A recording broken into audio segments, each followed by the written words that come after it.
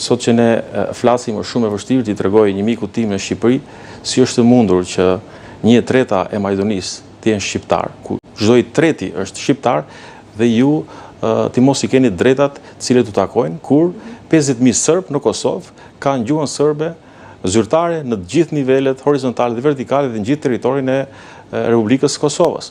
Kjo tregon se papunësia dhe pafuqia jonë për dhënë përgjigje tregon se studentët po kapin atë momentum politik. Pafuqia apo ka një strategji të mirëfillt antishqiptare që është punuar dhe është helluar vazhdimisht në Maqedoninë e Veriut?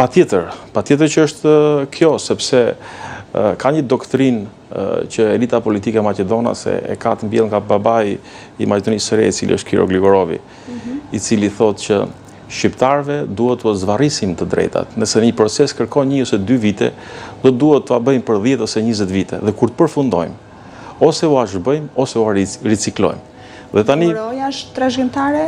VMRO-ja është pjesa më nacionaliste atje, por edhe ka ndruar krahun, sepse në fillimet e saj VMRO ishte një parti pro-bullgare, kurse me ardhen e Gruevskit është një parti pro-serbe. Dhe duke ndruar këto krahat politik, kur ishte LSDM në pushtet, kishe një qasë tjetër? Po, patjetër. 7 vjetë të LSDM-s ishin shumë relaksues në raport me marrëdhënie ndërjetnike në Maqedoni. Nuk ka pasur thirrje siç ndodh sot në ndeshjet handbollit në Kumanov, ku luan Maqedonia me një përfaqësuese tjetër, shahen shqiptarët, shqiptari i mirë është shqiptari i vdekur dhe Gazni Komori që thua dhoma gazi për shqiptarët, dhe aty është i pranishëm kryeministri dhe gjysma e qeverisë, dhe ato thonë se nuk i kanë dëgjuar, nuk ka asnjë farë lloj mase.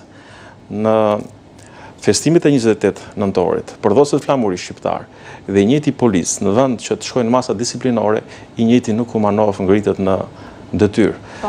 Ditëve që po kalojmë tani për shkak edhe të intensitetit të angazhimit të studentëve në për protesta, por edhe në jetën publike, ju do të shihni shumë grafike nacionaliste në për Shkup, sidomos, ku bëhet thirrje për vdekje shqiptarëve.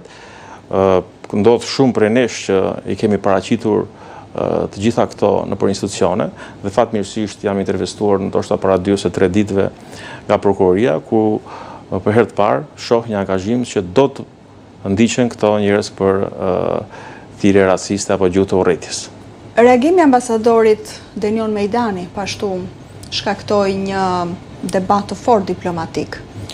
Ajsa u tha se do të kishte një largim të tij nga posti i ambasadorit. Si e pat këto zhvillime? Ishte normal reagimi i ambasadorit? Absolutisht. Biles ambasadori është në nivelin e detyrës të cilës është caktuar dhe konform asaj që kërkon edhe Kushtetuta e Republikës së Shqipërisë.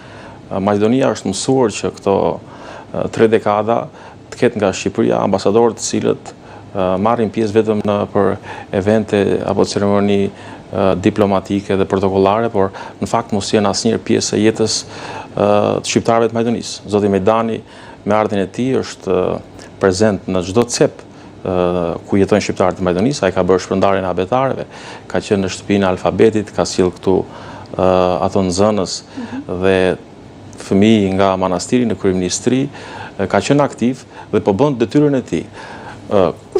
Kush kërkoi largimin e ambasadorit? Këtë detyrë që po bën sot zoti Mejdani po e bëjnë ambasadorët e Republikës Serbisë, Bullgarisë dhe Greqisë prej ekzistencës së Maqedonisë.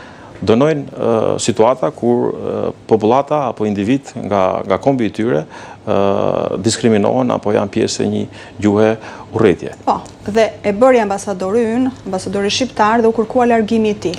Në fakt ka ndodhur një skandal akoma më i madh, sepse ditën kur bërë protesta u paralajmërua se ambasadori do të tërhiqet, dhe atë ditë Ministria e Punëve të Jashtme të Maqedonisë thirr në vërejtje në zyrë dhe vërejtje zëvendës ambasadorit të Shqipërisë në Maqedoni, kur duhej që Ministria e Punëve të Jashtme e Shqipërisë të reagojë për ngjarjen ku 10 studentë shqiptar u maltretuan në kufim i Maqedoninë, u morën thuajse në limitet e pengmarrjes dhe në vend të drejtohen në vendin ku do të ndodhte protesta, ata u çuan drejt Kumanovës, biles edhe duke i trembur se do t'i shpihen në kufi me Serbinë.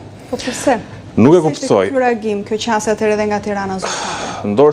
Ndoshta me humor një miku im ma tha mbrëm këtu, tha, po ç'a bëni ju, tha, doni të na prisni me maqedoncit.